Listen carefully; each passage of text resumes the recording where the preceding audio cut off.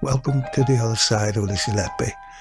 In episode 62, we're going to have a look at the International Expert Report PDF that Mark MacDonald released at the end of the press conference yesterday. So we'll just start off with the introduction. In August 2023, Lucy Letby was convicted of the murder of 7 babies and attempted murder of 7 other babies at the Countess of Chester Hospital neonatal unit in April 2024. She appealed her conviction, but her appeal was rejected. Dr Shoo Lee testified at her appeal and was concerned that there was a problem with the medical evidence used in her trial and appeal. As Letby had exhausted all avenues of appeal, Dr Lee proposed to Lucy's solicitor that he would convene an international expert panel to examine all of the medical evidence in detail and to provide an impartial, evidence-based report about the causes of death or injury of all cases involved in the trial. The report would be released regardless of whether the findings were favourable or unfavourable to Lucy. Lucy and her solicitors agreed. The International Expert Panel is an independent panel of some of the most experienced and distinguished neonatologists and paediatricians in the world. And the members of this international panel would like to acknowledge the families of affected infants and to share our sympathies and condolences. We understand their stress and anguish, and our work is not meant to cause more distress. Rather, it is meant to give comfort and assurance in knowing the truth about what really happened. We know that the families want to know the truth, and that is why the panel is doing this work, to tell the truth. Instructions. Dr Shoo Lee had been instructed to convene an international expert panel to examine the medical evidence. The panel is independent and worked under the agreement with Lucy and her solicitors that all findings will be released even if they do not favour the defendant. The defendant and her lawyers provided the panel with access to medical records and witness statements used in the trial. The panel self-determined how to examine the medical evidence, interpret the findings and produce a report. As chair, Dr Shoo Lee issued the following instructions to the International Expert Panel. 1. Review the medical records and determine the cause of death or injury. 2. Review and comment on the expert witness statements and opinions. And 3. Issue an independent report about the causes of death or injury. And the method. Each case was examined by 2 experts independently, who then submitted their reports to the chair. If their findings were in agreement, their conclusions were accepted as final. If their findings differed, a third member of the panel was asked to review the case and a consensus opinion was developed.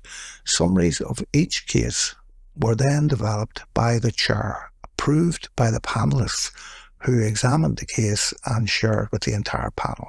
Strict confidentiality was observed. So first of all, let's examine that method or process of review to Dowie Evans. Because basically these next few podcasts are going to be about comparing Dowie Evans' method to the International Expert Panel method. So we have 2 people independently and individually, and likely anonymously, although it doesn't say that here, doing a report and analysis of all the information they have. This then goes to a third person, independent, Professor Lee, who is going to look at both of those reviews. And if for some reason that the 2 initial reviewers don't agree, a second reviewer is going to look at the 2 reports, so that would be 4 doctors altogether, until they reach a consensus report. Now, where these reports would differ likely is not so much on the overall content of the report, but rather on emphasis as to which disorder or disease present at any one particular time contributed most to the death. So you're not really going to see too many wild cards like our embolus when a baby has a clinical diagnosis of pneumonia and when they have post-mortem findings of pneumonia. Therefore, when they say consensus report, that doesn't mean someone was browbeaten into accepting what other people put forward as the likely cause of death. It means a kind of three-way discussion by which they would agree not to split hairs. Probably, this is the way it's done, this is the way I have done reviews as well in the past. We have a finding of pneumonia and we have a finding of acute lung injury. Now, it is possible that the acute lung injury, which is inflammation of the lung, came about before the infection, but it's highly unlikely. Nevertheless, if one doctor considered that the oxygen concentration given to the baby was too high for too long, they might put more emphasis on reactive oxygen species as a contributor to the lung pneumonia, because oxygen itself will actually damage the lung. But they won't have any problem if the other reviewer put the infection as the main cause, because they're all going to be in a list of causes. Infection, mechanical ventilation, reactive oxygen species, whatever. And this consensus is really an avoidance of splitting hairs. Let's compare that to the Evans-Bowen method. Dowie writes his report, Sandy writes her report. Then they send them to each other with no third or fourth party involved. And they keep doing this until, as the Court of Appeal says, they largely reach agreement. And agreement is the word used by the Court of Appeal judges. But there is a big difference between agreement and consensus.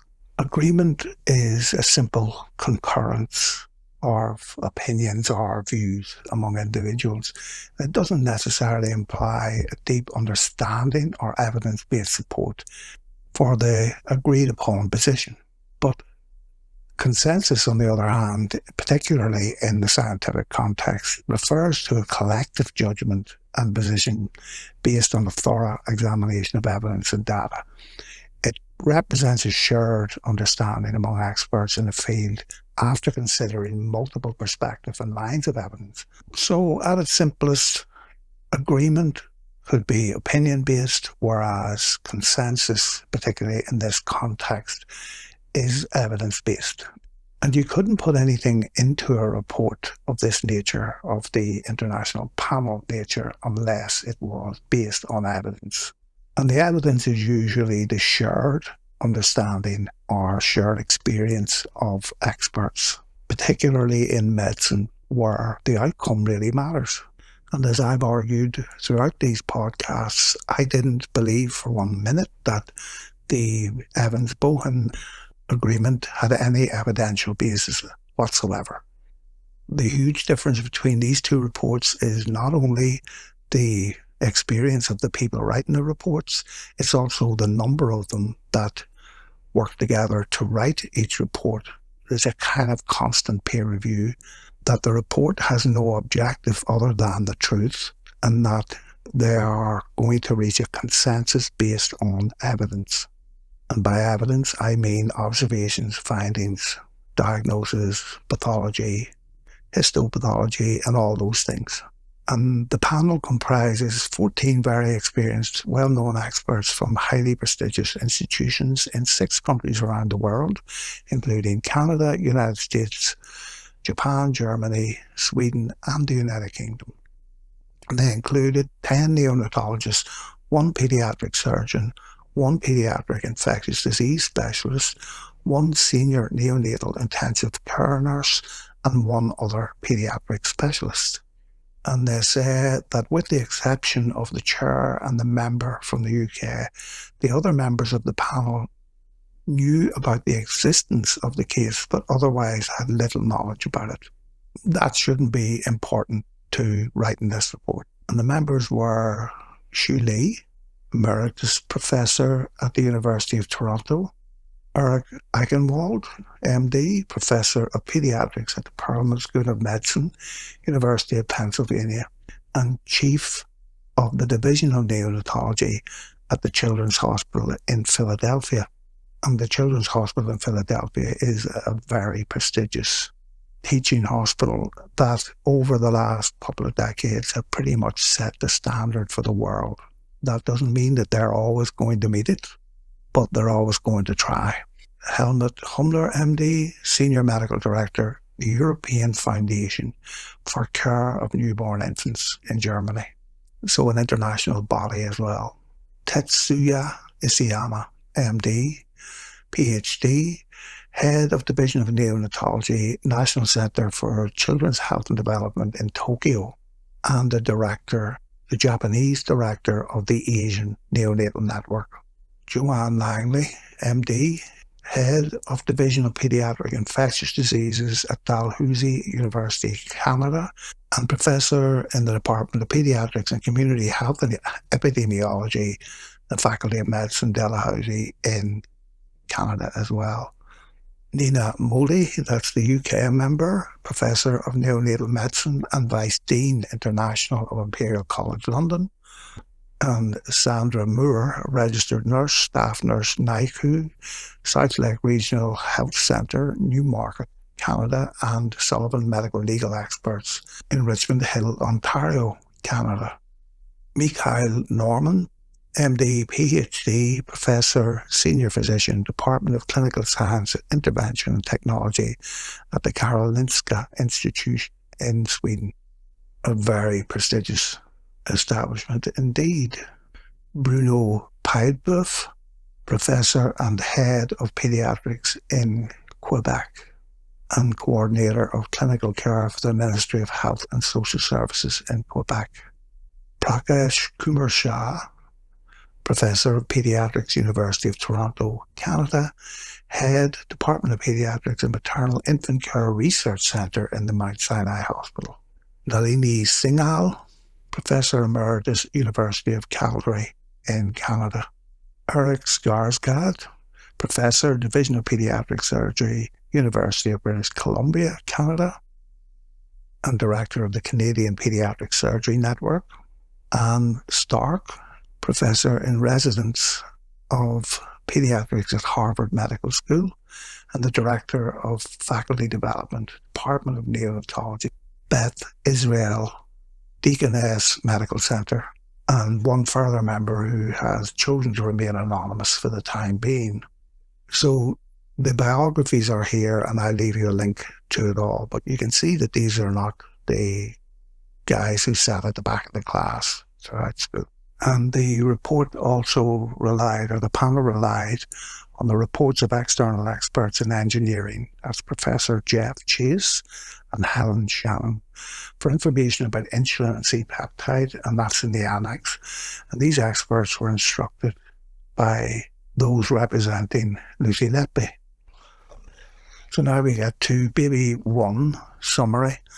Baby 1. So baby 1 in this is baby A for us. And baby was 31 weeks, 1.66 kilogram birth weight, twin 2, male infant who was delivered by emergency C-section for maternal hypertension. Now we see here hypertension, not preeclampsia, so that's interesting. The mother had antiphospholipid syndrome and gestational cholestasis, not charted in the medical records. At birth, baby A required resuscitation but stabilised. The next day at 4 o'clock, the intravenous IV peripheral line tissued and IV fluids were stopped. An umbilical venous catheter was inserted but replaced for malposition. A long peripheral line was inserted at about 1900 hours. Fluids were reinfused at about 8 o'clock. Soon after, he suddenly became pale, poorly perfused, apneic. That means he stopped breathing and desaturated. He was intubated, resuscitated, and received 7 doses of adrenaline, but no blood gases were done during the 30 minutes of resuscitation. His heart rate dropped, but small ECG complexes were noted, and they are just measurements of electrical activity in the heart, but they clearly weren't normal, nor could they create cardiac output. Skin discolorations with blotchy patches of brighter pink on a bluey-grey background was observed. The infant did not respond and treatment was withdrawn. And the conviction, it was alleged that baby A died from injection of air into the intravenous line, causing air embolism resulting in collapse, patchy discoloration of the skin and death. And then we have the opinion of the panel.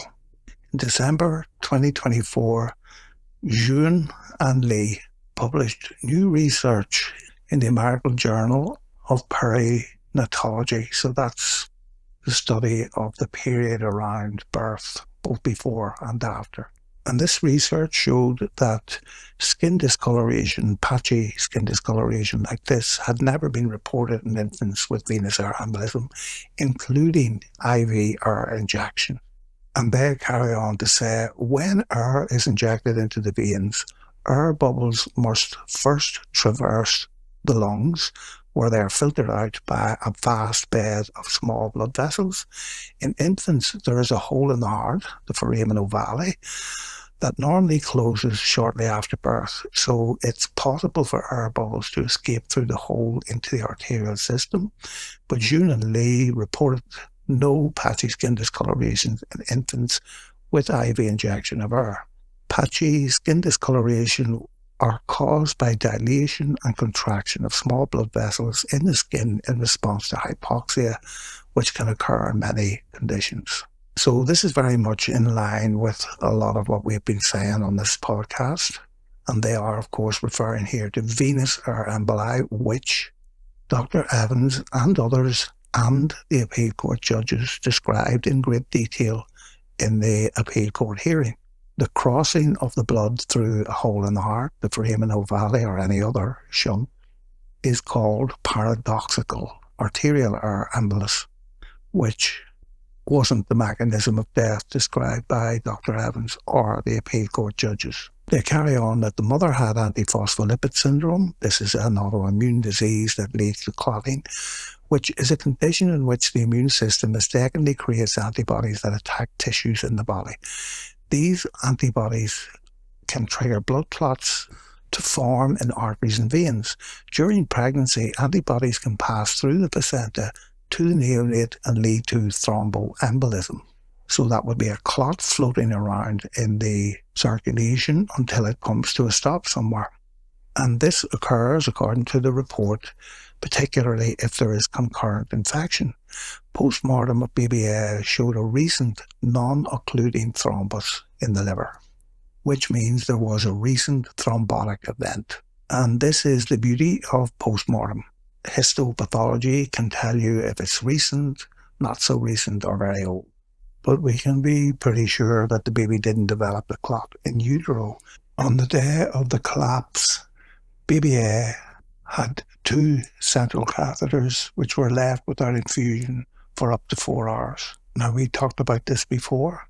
Even if you're only putting in a few drops a minute, you have to keep fluid moving through these lines. And it's remarkable that Lucy Letby said in her evidence that one of the lines, that's the umbilical venous line in this case, wasn't connected to anything. And she found that outrageous, which it actually was. But we had the second line, the PICC line, that was put in by Dr. Harkness, and then he waited an hour while they got an x-ray.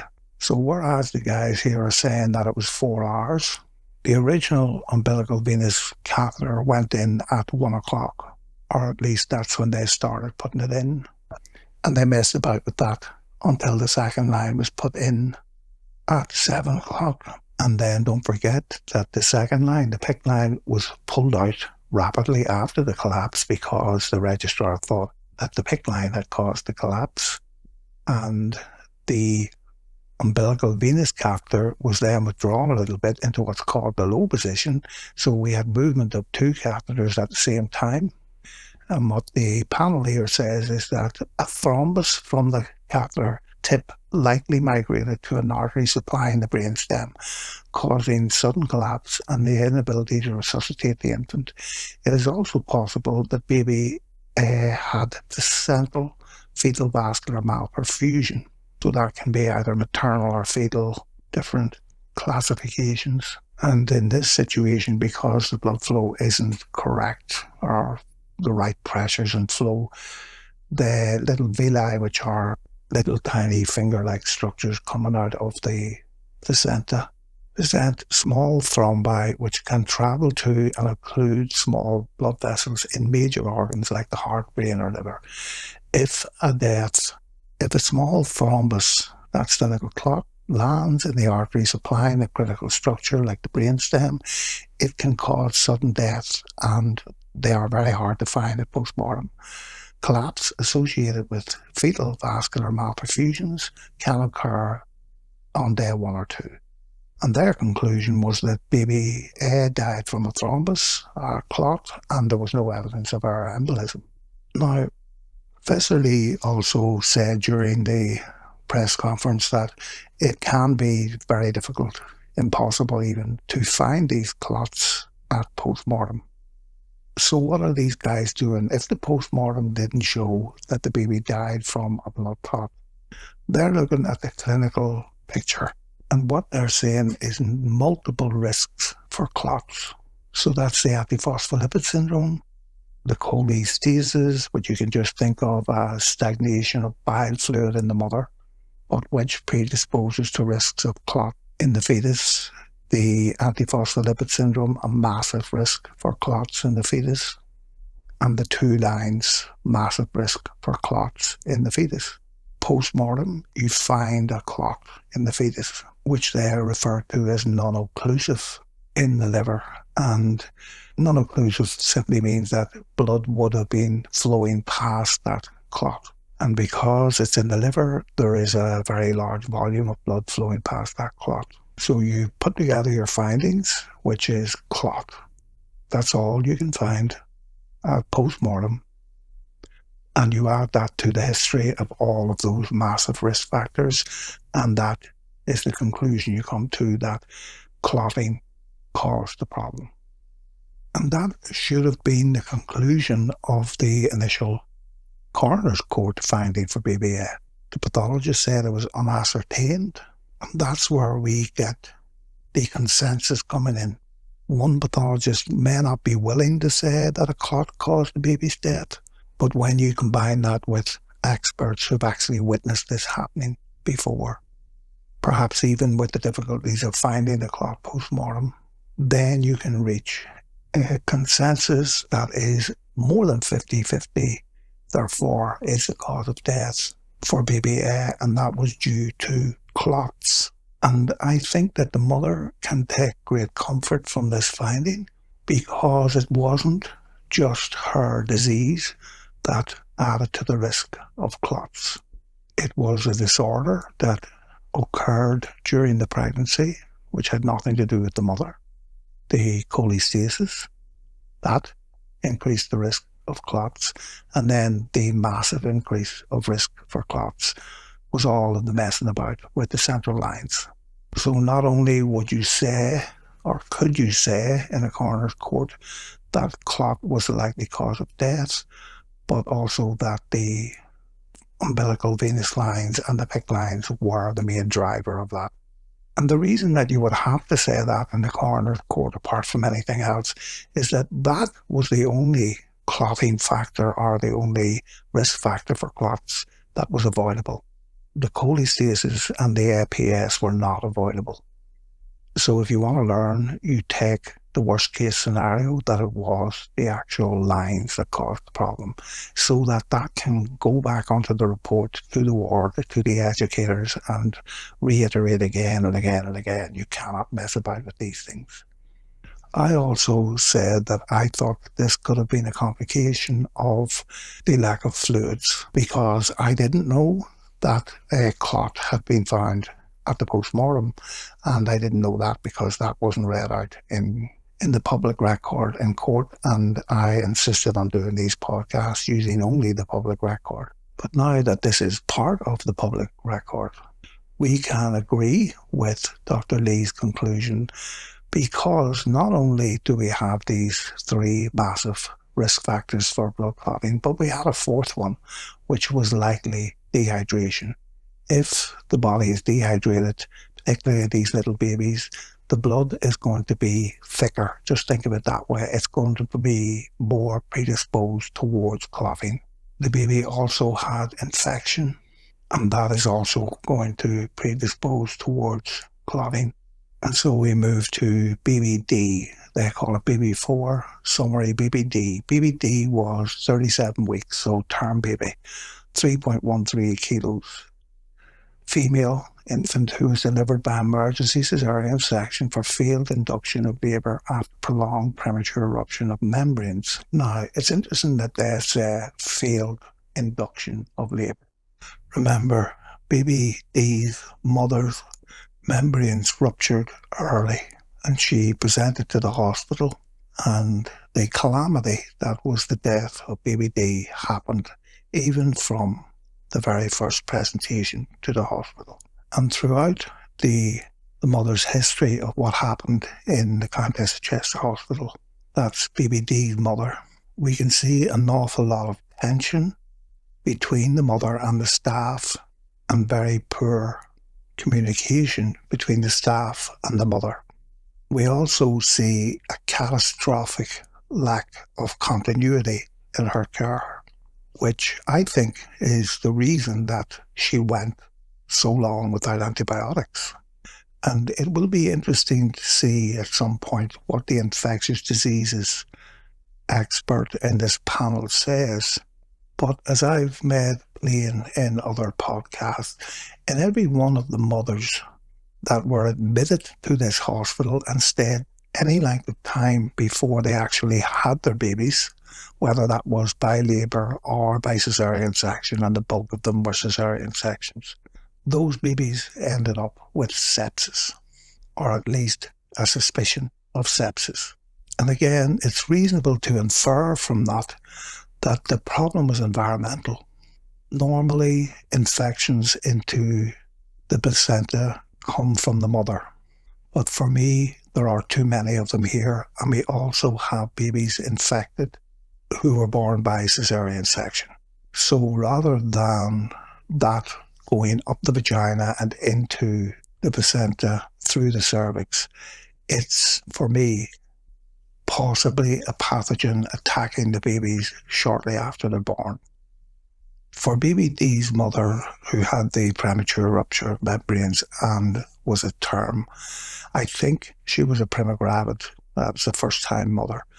And we have to remember that there are 3 stages of labour, and the first stage is broken into 2 parts. You have the latent phase, where contractions tend to be relatively mild and irregular, and that will take the cervix up to 6 centimetres. And then beyond that, the contractions start to become more intense and the cervix starts to dilate in the active phase of the first phase. The second stage of labour begins with the full cervical dilation and ends with the delivery of the baby. And the third stage, of course, is the delivery of the placenta. And baby Dee's mother never got beyond the latent phase. And whereas she was offered a caesarean section, that ended up being a rushed decision because the baby developed distress in utero.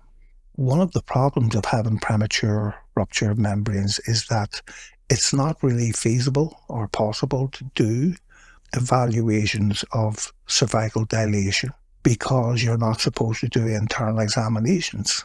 I don't know if the mother had internal examinations, but that is certainly not what is advised with premature rupture of membranes. And so it was difficult to evaluate what stage of labour baby Dee's mother was in. Now, there are different types or ways in which you can manage a labour. Expectant management, which is basically seeing if mum gets on with it herself. And in the case of people who have premature rupture of membranes, you're not going to let that go on for too long, particularly in first-time mothers who are likely to have a more difficult labour anyway. And if you read baby Dee's mother's statement, which I think is one of the best statements you can read, she was very unsure as to the plan for the labour, and the staff were very unsure about the plan for the labour, which should have been more actively managed. And by that I mean by the clock, because you couldn't do the dilatation examinations. It's not clear to me either whether the concern of the junior doctor who found the fetal distress was properly communicated to the obstetricians who did the caesarean section. And all of this is just really catastrophic management of a labour. And the expert panel report continues. The APGARs were 8 at 1 and 9 at 5, which I don't believe, and which doesn't really matter anyway because the APGAR score is too subjective. But the mother said that when baby D was born, you could hear a pin drop, and the baby D was grey and floppy from the very outset. The experts say here she became pale and floppy at 12 minutes and needed respiratory support with bag and mask. She was admitted to the neonatal unit 3.5 hours later, and we've covered all this. She was cold, blue, dusky, and had respiratory distress, polycythemia, which is a raised red cell count, and leukocytosis, which is a high white cell count. Now, it will be interesting to see what that white cell count was. The neutrophils, which are the most numerous of the white cells, were elevated, but so too were other white cells, which may give us an indication of when the infection actually started in baby D. But we can see how these experts operate compared to the doctors and the witnesses for the Letby babies. The experts give due importance and respect to every observation and finding. For them, any abnormality has to be taken seriously because that abnormality can indicate problems and can lead to worse outcomes. Whereas in the Countess of Chester Hospital and during the trial, the experts, Evans and Bowen, dismissed all of these things as not particularly concerning and part of the big picture, if you all remember that.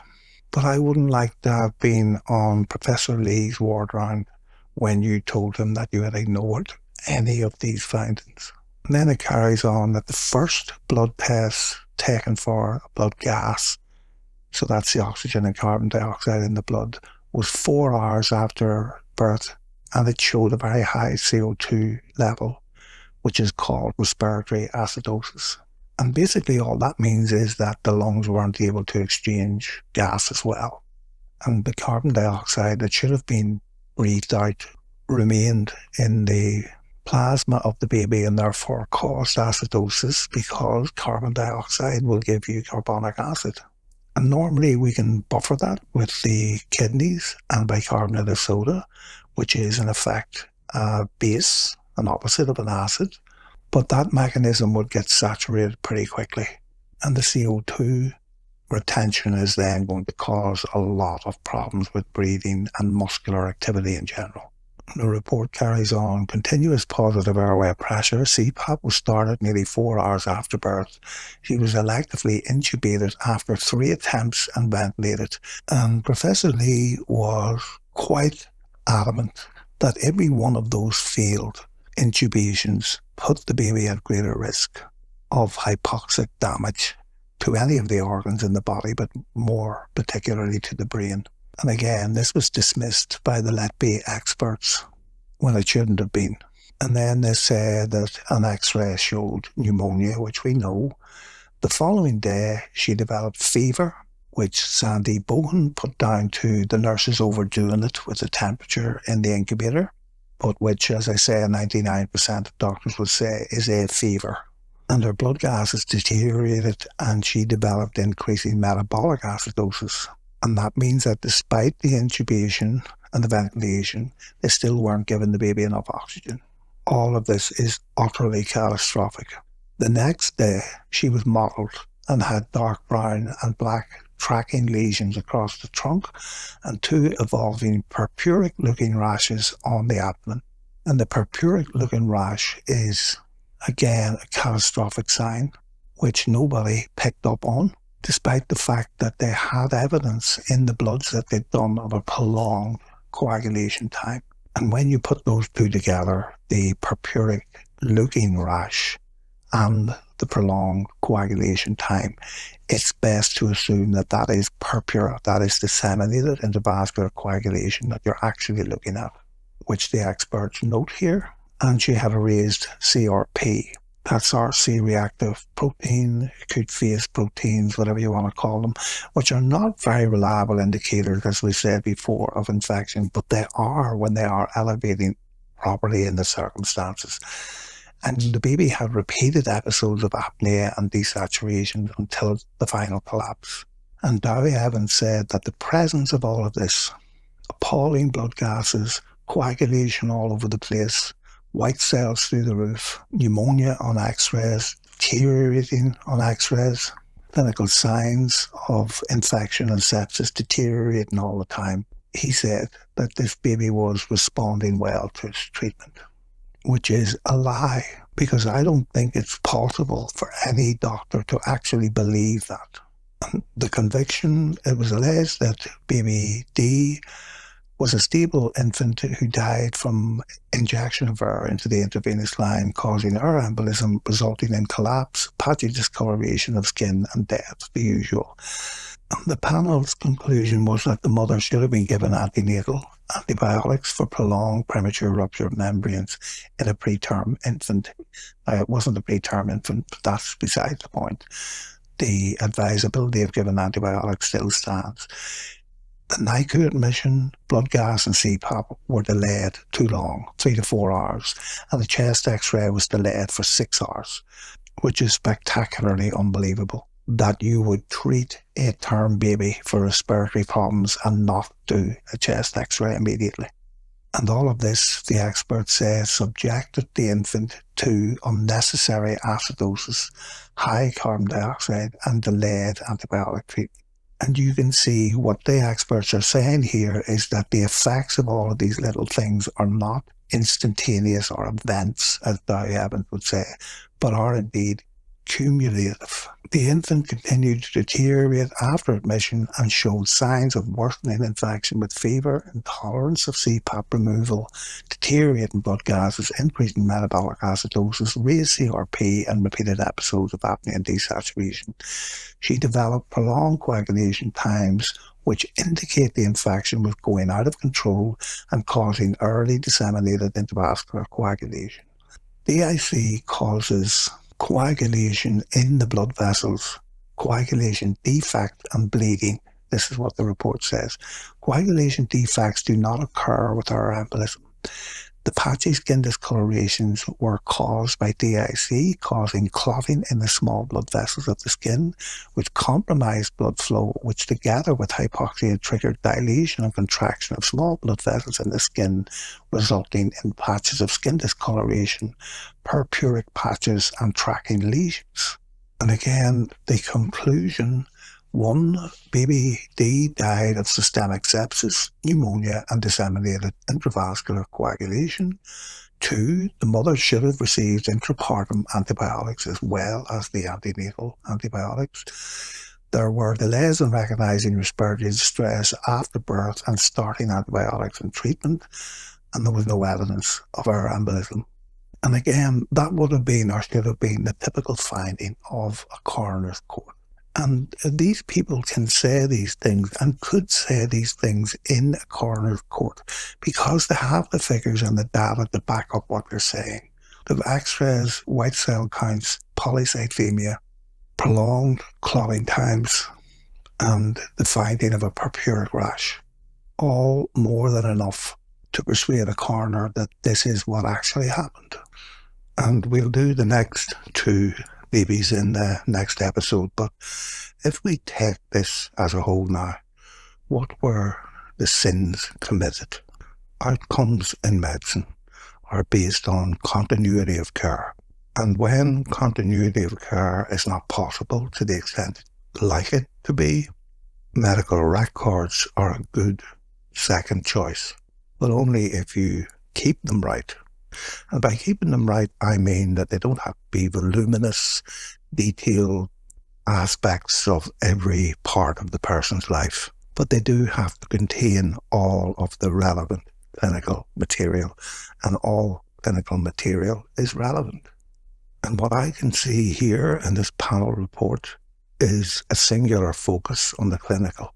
I'm sure, as Dr. Lee said, they do have an opinion on Countess of Chester Hospital and the NHS, And Dr. Lee went so far as to say that if this hospital had been open doing these things in Canada, then it would have been shut down. And sadly, that is always the case. And that's the reason why we have audit, clinical audit. And what clinical audit does, it looks at outcomes. And in some respects, if you're achieving consistently good outcomes, then whatever little quirks or personal choices you make within the care package don't really matter because they're working. And you have in effect produced your own evidence base for what you're doing. But there is so much missing from these babies. The very basics of medical care, the medical history, is not complete. There is no semblance of continuity here at all in the journeys of these children through conception to death, which is the outcome that you're measuring. Countess of Chester Hospital were nothing more than a flaky middleman. They didn't know anything about these mothers, and they didn't want to know. They didn't listen to the patients. In fact, in many occasions, they confronted the patients. They were completely dismissive of them, and they did not afford them the dignity that Hippocrates demands we show patients. In spite of their long handovers, they never seemed to communicate the right message about each baby. And part of that was their incompetence. And by incompetence, I mean they weren't able to know when the babies were really sick. Now, medicine is no more than knowing when a person is sick before their relatives do. Everybody knows when a person's sick. The trick and skill of medicine is to know it before everyone else so that you can head it off and it doesn't get worse. And that starts with the history, comes then with an examination, and those two components should narrow down any further searches for disease that you might want to do, such as blood tests. If you can't find anything, you tell the patient that. I can't see anything wrong. I want you to feel reassured and to make sure everything is going well and that I didn't miss anything, we'll review you again in 4 weeks. But on the other hand, if you do find something wrong, you don't discount it because you're too soon into the process to know whether that finding is relevant or not. And all of that requires a system, both for the record keeping and for the actual practical application of your knowledge. And that kind of system didn't exist in the Countess of Chester Hospital. And where these systems don't exist is always down to the same thing: lack of leadership and chain of command. And when you don't have a system, what system you do have goes to pot. The original RCPCH report pointed most of this stuff out. I'm sure that harsh words were said in private, and if they weren't, they should have been. I remember working with the Medical Protection Society, a UK-based medical legal company, when I was risk manager of an out-of-hours co-op in the Republic of Ireland. And I spent 2 days with these two lovely ladies from Yorkshire. And we went over every aspect of what we were doing. And I thought we were doing well. And in many respects, we were doing well. But by the time the Yorkshire lasses were finished with me, I knew better. And we put in place all of the recommendations that they made. We didn't argue with one of them. And it cost a huge amount of money, for which I, as a director of the company, the cooperative, was responsible for. But in the months and years after we put those things in place, all of which were simple, the number of complaints plummeted. The number of serious complaints all but disappeared. And the working environment improved so much because everyone knew what was expected of them and, more importantly, what wasn't expected of them. And we also put in place the blind audit. And this is where 2 or 3 of the cases that you have dealt with that month were anonymized and sent to 2 other people. And the criticisms or the comments or the observations of the other people were sent back to you anonymously. And just the fact that we had that, everybody would be subject to this anonymous audit reporting every month. removed a lot of the bad and lazy practices that were happening every day. And we made it our business to respond to whatever kind of feedback we got from the users of the service. And when mistakes were made or the patient didn't feel that they'd been served properly, we wrote back to them and told them they were right and that we would strive to make sure that it didn't happen again. Here in the Countess of Chester Hospital, we don't see any of that, but we do see the results of the lack of that. And one of the biggest problems with this unit is the failure of communication between obstetrics and pediatrics. When I was a pediatric registrar and doing this neonatal stuff way back, I used to do a ward round every day in the antenatal ward because I wanted to know who I may be seeing later on. And it didn't take long, but sitting chatting to the mothers and telling them what would happen if there was a problem with the baby, with the section or whatever it was going to be, that I would be there and there would be a senior person there if I needed them, made the mothers feel more comfortable. But more important, it gave me vital intelligence that if I was called to a delivery, I wasn't turning up to a stranger. In this place, we see nothing like that. And indeed, BBD is a case study in itself on how not to do obstetrics and pediatrics. The care of BBD was so bad that it needs to go into a textbook. And everyone who practices medicine needs to read it so that it stains their very souls and becomes part of the catechism of thou shalt not do. And I can see in this the fertile ground whereby you might sow seeds of suspicion that would lead away from you. And ultimately, I think, at its simplest level, that's what happened to Lucy Letby. And it could have been any nurse. Because to put your hand up and say, I take ownership for all of these mistakes, would likely destroy your career and could even see you lose your license and maybe even go to jail. That's how bad this stuff is. The point at which the Lucy Letby saga should have ceased was July 2015. After the deaths of baby A, baby C and baby D, they should have cried halt to what they were doing in the Countess of Chester Hospital because they were clearly out of their depth. But for whatever reason, likely macho, they carried on. And people might ask, well, why did Lucy Letby carry on? Lucy Letby was a very small cog in a very big wheel. If the consultant said it was okay to tolerate this level of mortality, and let's not forget the morbidity, then who is a nurse to say that it isn't? But ultimately, the buck stops with the consultants.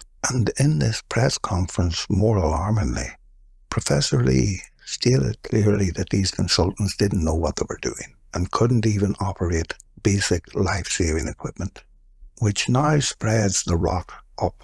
All of these consultants would have been validated by the RCPCH to some extent, but the General Medical Council in the UK, and their method of validation is clearly not working. It's not strict enough and it's not consequential enough to enforce proper standards of practice, even on the most reluctant of doctors. I think, for me, it's good to see that Professor Lee and all of his esteemed colleagues around the world have shown a face of medicine to the world that does exist. Practitioners who really care about outcomes and social justice. And it's a real pity that that culture didn't exist and doesn't seem to exist in the NHS as a whole, but certainly didn't exist in the Countess of Chester Hospital. Because if it had, none of this would have happened. And so we will end this episode here on a very sad note, but perhaps a positive note for the future. And we'll pick up in the next episode where we'll finish off this preliminary report. A lot of this information is privileged, and that is that until Lucy Letby's legal team or Lucy Letby herself allows the publication of this report in its entirety. We're only getting snippets of that. But if it ever is released, I will certainly explain it as best I can to anyone who wants to listen. So we'll leave it now, and I'll see you in the next episode. Bye.